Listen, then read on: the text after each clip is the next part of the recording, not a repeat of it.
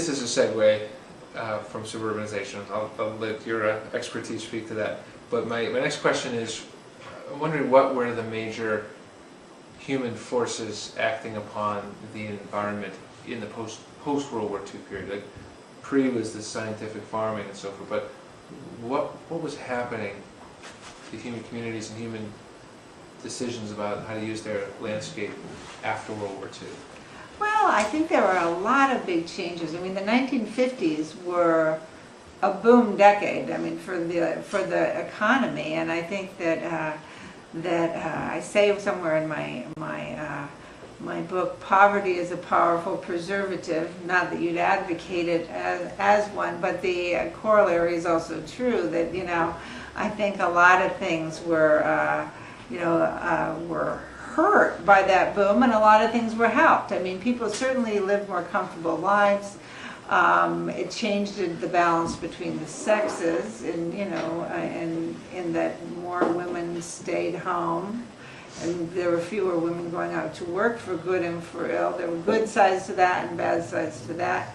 But I think it also made a big difference in terms of diversification of occupations. I think that you can't argue that agriculture was a particularly important industry in Vermont. I mean, it wasn't employing a huge percentage of the population anymore. It was still important, but it sort of took up more psychological space in a way than it did practical space, in the sense that particularly in Chittenden County, there were just so many more kinds of jobs you could do, because industries were starting, shopping was developing to a greater extent, and suddenly you could go to a factory, you could go work in an office, you could work at in the healthcare industry, at Fletcher Allen. There were just so many more employment options, and it was becoming a just more urban environment. I mean, living in Vermont, we can lose perspective in the sense, I had a cousin come visit me recently who lives in the Midwest, and his business was putting him up in Burlington overnight, and he called me and he said, well, I've gotten to the hotel. Burlington's a cute little town. And I said, little town? That's the big city. And he just started laughing. He said, you're kidding me.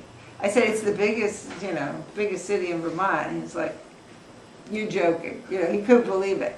So, to us, here in Middlebury, where I live, we think of it as the big city, but it would be about a fourth tier little town in any other state, just about. But I think the post-war period really provided a lot more employment opportunities. It provided a lot more money coming into the state, and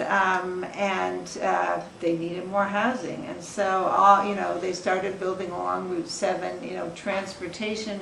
We didn't get a freeway going north-south in the Champlain Valley, but Route 7 started becoming, and Shelburne Road started becoming, slowly building up, and places like Al's French Fries started to appear, where it's like a drive-in, and that's the kind of thing. People were much more car-oriented, and the whole landscape started being, landscape development, especially in Chittenden County, started to be being driven by cars. Cars were driving the landscape in a lot of senses, so that, suddenly you get shops like sitting out in the middle of Shelburne Road with a big parking lot, and elderly friends of mine have described how weird that was, where suddenly some big furniture store is sitting out in a field and there are cows like in back of it. I think that's what it looked like for a whole period, where you'd have cows right next to Matt Lash's whatever, and it was kind of a weird disjunction in the landscape,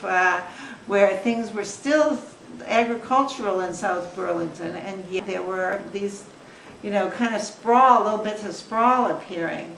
And yet, sometimes you can drive up Shelburne Road and you can look out toward the lake, and between the auto dealerships and the furniture stores and stuff, you can see beautiful, beautiful view in back of that some